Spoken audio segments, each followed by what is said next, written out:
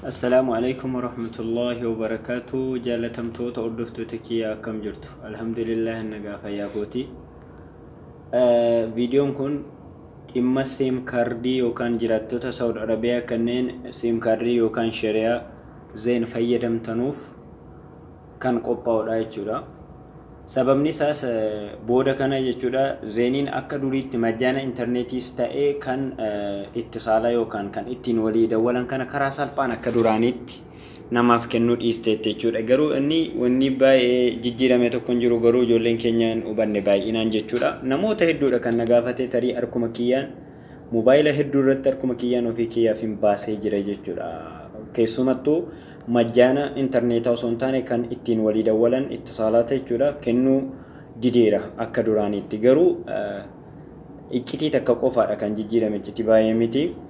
Kanaaf ni hubattan haala kamiin akka intarneetiis ta'ee ittisaala yookaan kan ittiin walii dawwaltan haala kamiin akka itti majjaana seem kaardii zeenii irratti akka fudhattan na hordoftan jechuudha. Seem kaardii zeenii irratti majjaana fudhachuuf jalqaba waan beekuu qabdan tokkotu jira jechuudha. Wanni beekuu qabdanu booda kanarra maal guuttattanii yookaan fayyadamtanii isin dura xumurame. Yoo isa guyyaa torbaa ta'e kan isin booda kana fayyadamtan jechuudha. Kan isin dura dhume yoo kan guyyaa torbaa ta'e dirqama koodiyan isin agarsiisu kana erguu qabdan jechuudha. Jalqaba too majjaanan fuune dura akkuma itti guuttattaniin rasiida yookaan kaardii guuttattaniin koodii kana ergitan jechuudha. Caa jettaniitu tokko duwwaa ja'a gootaniiti ergitan jechuudha. Caa jettanii tokko duwwaa ja'a gootaniiti ergitan. Maaliif kana ergitan malee irraan hiikkatu kallattiidhaan yeroo isin seem kaardiitti kaardii guuttattan maal isiniin jedha dhiifama wanti kun duraanuu sirra jiraayee isiniin jedha. Garuu majjaana immoo isiniin fuudhameeti jira isiniin jedha. Garuu maallaqni keessan akkuma sanatti jira isinii majjaana illee isiniin fuune. Soba immoo garuu isinii fuudheeraa jedha akkuma seem kaardii guuttaniin. Tilqaa yaani tajdiida tilqaa'i waan jedhamu takka arabiffaan kallattiidhaan ofii isaatii isa of hidhu jechuudha. Maal gootan isin caa jettaniitu tokko duwwaa ja'a ergitanii gara zeeniitti ergitanii sana booda eegari saalaan yookaan miseejiin si'a tokkos haa ta'u si'a lamas isinii dhufee caa sana dhiistanii tokko duwwaa ja'a ergitan jechuudha. Caa sanatti dhiistanii alan ammoo majjaana kana bifa haarawaan fudhachuuf tokko duwwaa ja'a gootan caa sana dhiiftanii dura caa tokko duwwaa ja'a ergitan jechuudha. Yoo immoo kan guyyaa takkaas hin duraa dhume ta'e ka guyyaa takkaa booda kana kan isin majjaanni isin booda kana fudhattanii isin duraa dhume maal akka ta'e hubachuu qabdan jechuudha. Maaliif irraa hiikuudhaaf caa tokko duwwaa shan ergitan kan guyyaa tokko yoo ta'e riyaala tokkoon kan guyyaa tokko sana yoo booda kana kan fayyadamtanii isin duraa dhumee si'a lammaffaa fayyadamuu barbaadan dura caa tokko duwwaa shan kan jedhu kana ergitanii achi booda caa sana dhiistanii jechuudha tokko duwwaa shan ergitan si'a lammaffaa. Haala kanaan majjaana guyyaa tokko isin duraa isiniif fuudha jechuudha. Majjaana guyyaa torbaas yoo barbaadan caa tokko duwwaa jaha ergitanii eegari saalaan isinii dhufe booda hiikkatee eeganni jedhee bifa haarawaan tokko duwwaa jaha qofa ergitan caa dhiistanii majjaana fudhachuudhaaf jechuudha.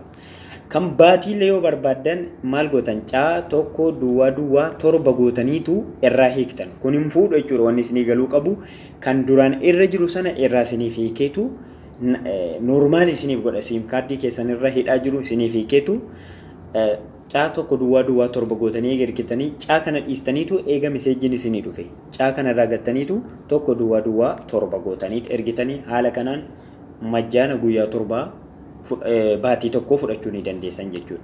Kan guyyaa torbaas haa ta'u kan guyyaa soddomaas yookaan baatii tokkos haa ta'u kan guyyaa tokkos haa ta'u caadhaa fi koodii isaanii itti ergitan dura qubee caa buustan jechuudha. Si yookaan caa isa kana yoo ka guyyaa tokko booda kana kan fayyadamtan boodarra akira majjaana maalii akka fayyadamtan isin hunduu ni beektu. Waan booda kana xumurtan ofirraa hiikuudhaaf koodii isaatti dura caa gootaniitu duwwaa ja'a nama kan torbee tokkooti kanneen fayyadamaa ture ji'a tokko duran xumure kan ofirraa hiikuudhaaf jalqaba kana erguun qaba. Eega kunarraa hiikkatee caa kana dhiiseetiin tokko duwwaa ja'a godhee erga jechuudha. Haala kanaan ni fudhattan.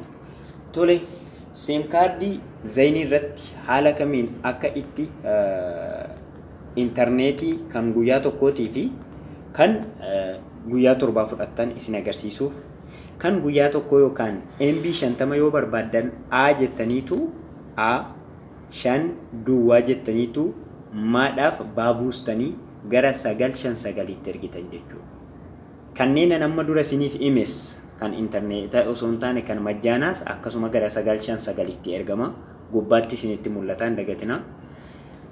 Kun intarneetii MB 50 jechuudha. Riyaala tokkoof nuusa yookaan riyaala tokkoof qixxeedhaan fudhachuu yoo barbaaddan A 5 duwwaa MB jettaniiti gara 959tti ergitan.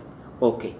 Kan torbii takkaa yoo qusattaniidha malee torbii takkaan ga'u laalu wanni isinii galuu qabu akka itti fayyadama keessanii torbiin koo maaliif meegabaayitii 500 qofaadha. 500 qarshii 12 fudhattan. Okay. Haala kamiin fudhattan kan guyyaa torbaa daabuustaniitu 5 duwwaa gootanii gara 959tti ergitan.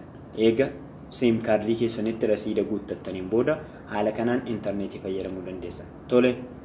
Amma isa ijoo yookaan isa namni baay'een ammas na gaafataa ture tokko wantan isinitti himu haala kamiin siim kaardii Zayniirraa gara siim kaardii Zayniitti kaardii hawwalan yookaan namaaf ergani kan jedhudha gaaffiin keessan. Okay. Kana hojjechuu fi mana miseejii keessan keessa eega galtaniin booda mana miseejii keessan keessa eega galtaniin booda baataa jettanii sana booda xinnoo si'a tokko irraa buttanii achi booda lakkoofsa itti erguu barbaadan sana galchitan haala fakkeenyaa duwwaa 5 jedheetiin buusa jechuudha 9941 5 kun lakkoofsa kee waan ta'eef ittiin guutuwanii iccitii kee eeggachuuf lakkoofsa itti ergu baataa jettaniitu baataa eega jettanii lakkoofsa itti erguu barbaadan ni galchitan.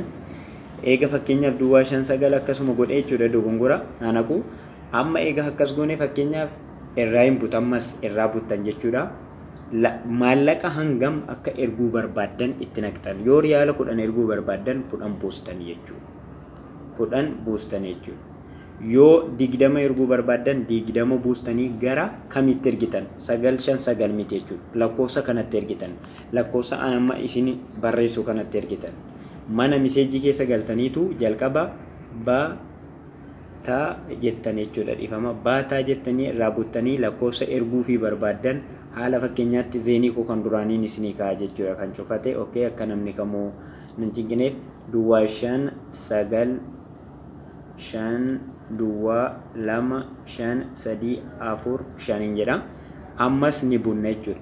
Jalqabannaa baataa jettanii ni buttanii achi booda lakkoofsa galchitanii ammas ni buttanii irraa buttan jechuudha achi siisitanii sana booda maallaqa hammam erguu barbaadan riyaala 10 moo 20 moo 30 moo 40 wanti beekuu qabdan riyaala 10 gad erguu hin dandeessan riyaala 50 ol zeenii irratti erguu hin dandeessan rasiida jechuudha.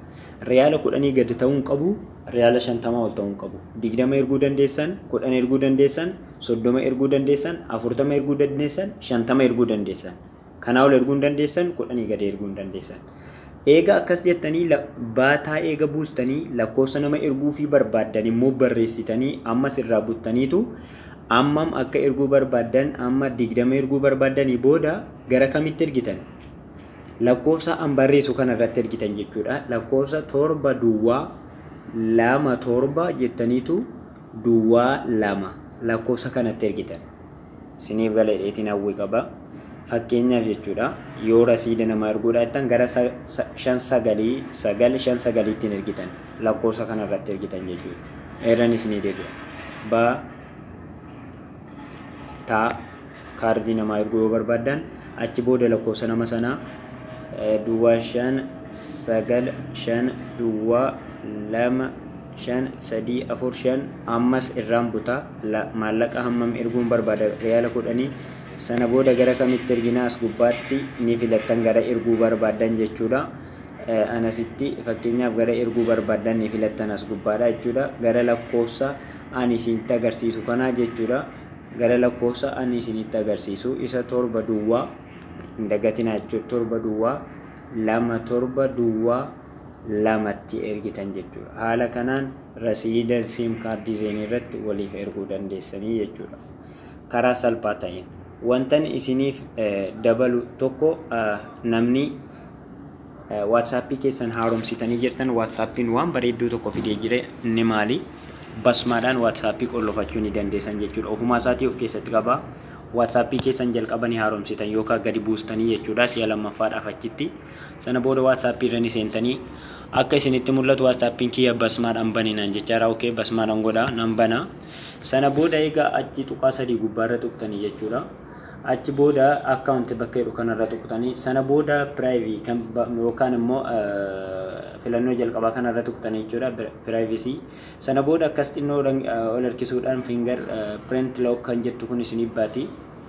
Isarra tuqtanii achi booda ammam turee akka qollofatan filattanii ani garuu isa filannoo isa jalqabaa irratti yoo dhiistan gaariidha. Okay, eega jettanii booda fingerii ni gootan quba keessan bakka basmaarra keessanii haala kanaan WhatsAppii keessan basmaadhaan qollofachuu ni dandeessan jechuudha. Barumsi kiyya har'aa kana fakkaata. Assalaamu alaykum wa rahmatullahi ta'ala wa barakaatuh.